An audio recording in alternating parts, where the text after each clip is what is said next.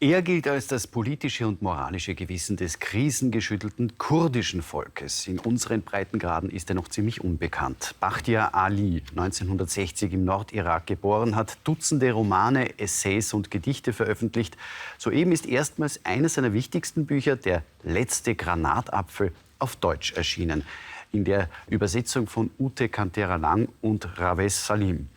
Dass jetzt erst ein Buch dieses Autors auf Deutsch erscheint, hat einen einfachen Grund. Es gibt so gut wie keine professionellen Übersetzer aus Soarani, wie jene kurdische Variante heißt, die im Irak gesprochen wird.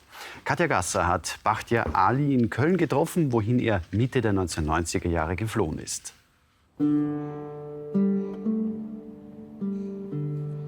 Niemand kann neu beginnen. Kein Rückzug kann einen Menschen von der Welt befreien, schreibt der kurdische Autor Bachtiar Ali.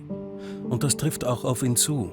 Ihn, der Mitte der 1990er Jahre nach Deutschland geflohen ist, nach Köln, wo er sehr zurückgezogen lebt. Das Gefühl, auf der Flucht zu sein, hat der überzeugte Atheist niemals verloren. Diese Reise hat kein Ende für mich gehabt. Ja, ich bin immer noch auf der Flucht. Und da gibt es viele Leute, die bleiben immer auf der Flucht. Gründe zu fliehen hatte Bachtiar Ali unzählige. Saddam Hussein sagte, er habe sein Leben zerstört. Er war mehrmals inhaftiert, wurde schwer verletzt. Viele seiner Freunde und Familienmitglieder sind ermordet worden.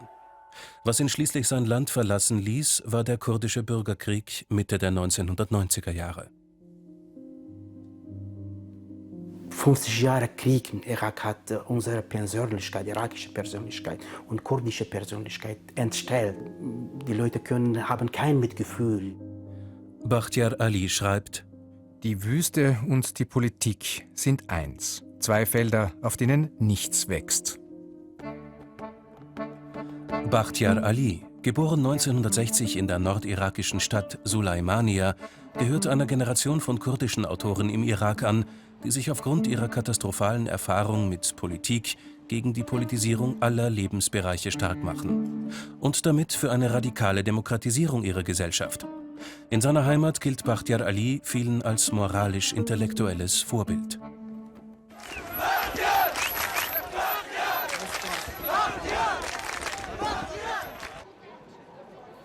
Der Kampf um die Würde der kurdischen Sprache, die Arbeit daran, sie als Literatursprache zu etablieren, ist wesentlicher Bestandteil von Bachtiar Alis poetisch-ethischem Programm. Die kurdische Sprache war fast immer verboten. Und Kurdisch zu schreiben war immer wie eine politische Aktion. Und Kurdisch zu schreiben war immer wie man ein Tabu überschreitet. Ja. Und nicht jeder Autor, und Sie wissen, alle Autoren machen das sehr gerne, ja, mit Verbotenheit zu kämpfen. Ja. Und als kurdischer Autor habe ich immer diesen gefährlichen Spaß gehabt. Ja, ja, aber es ist ein sehr gefährlicher Spaß manchmal, weil kein Einsatz das Leben kostet. Von all dem erzählen Bachtiar Alis Bücher. Es ist die wechselvolle, tragische Geschichte des kurdischen Volkes, die das Herzstück seiner Literatur ausmacht. Und zugleich ist es die Welt, sind es grundlegende Fragen des Menschseins, mit denen sich Bachtiar Ali in seiner Literatur beschäftigt.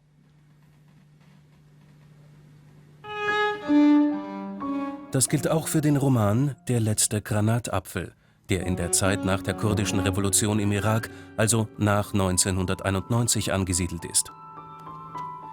Ein ehemaliger hochrangiger Peschmerga, also ein Mitglied der Streitkräfte der autonomen Region Kurdistan, erzählt darin von seiner Vergangenheit und der seines Landes.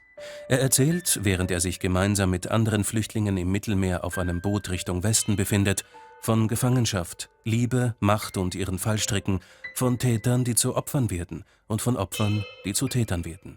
Das Problem ist, die Katastrophe ist so groß bei uns, die ist unerzählbar geworden. Die Katastrophe ist total unerzählbar geworden. Und als Schriftsteller, als Autor habe ich immer versucht, alle diese Unglück, alle diese Katastrophen erzählbar zu machen. Bachtiar Ali, dessen Leidenschaft das Gehen ist, sagt, dass der Irak überhaupt nur mehr auf dem Papier existiere. Das Land sei aufgespalten in 3 unversöhnliche Gebiete: das sunnitische, schiitische und die autonome Region Kurdistan. Diese sollten sich voneinander gänzlich unabhängig machen. Nur so werde Frieden einkehren. Und Europa? Wie schätzt Bachtiar Ali den Zustand Europas ein? Den Umstand, dass rechte politische Kräfte wie die AfD am Erstarken sind? Für mich, Europa war ein Modell. Und dieses Modell war ein sehr großes Modell auch außerhalb Europa für unsere Nationen und für unsere Kulturen. Aber wenn wir nun diese Reaktion sehen, wie bei uns, bei AfD, das ist total unnormal für mich. Ja. Weil zum Beispiel in kurdischer Region, in Kurdistan, wir sind 5 Millionen und wir haben schon 2 Millionen Flüchtlinge. Und alle europäischen Länder haben vielleicht 1 Million oder 2 Millionen. Und die Reaktionen hier sind sehr groß. Ich sage nicht, dass wir sind besser, aber ich finde auch dieses Ressentiment und Hass und Aversion gegen die Flüchtlinge unbegründet. In dem Roman Der letzte Granatapfel ist zu lesen: Das Wasser zieht uns tiefer und tiefer in seinen Abgrund. Aber, oh, du Meer, ich fürchte dich nicht, hör mir zu. Meine Geschichte wird ans andere Ufer des Ozeans hinübergetragen. Ein anderer Mensch wird meine Melodie hören und sie an andere weitertragen. Ich schreibe immer die Geschichte von anderen oder ich schreibe über die Schmerzen von anderen Leuten, um meine Schmerzen zu vergessen. Und